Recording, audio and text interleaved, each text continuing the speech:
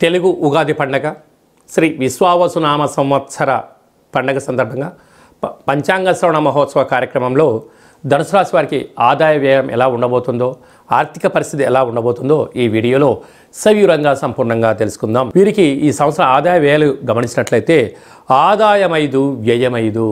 ఎంతైతే అవసరాలు ఉన్నాయో మీరు అంతే సంపాదించబోతున్నారు అని చెప్పి గుర్తుపెట్టుకోవాలి. స్థిరాస్తులు, చరాస్తులు సంపాదించాలి. షేర్లు, సెన్సెక్స్, సాఫ్ట్వేర్, హార్డ్వేర్ రంగాల్లో అన్నిండా ముందుకెళ్ళాలని చెప్పి మీ ఇంటెన్షన్ మంచిదే.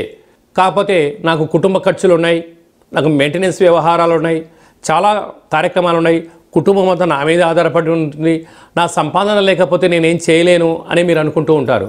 కానీ మీ ఆలోచన విధానం కరెక్టే.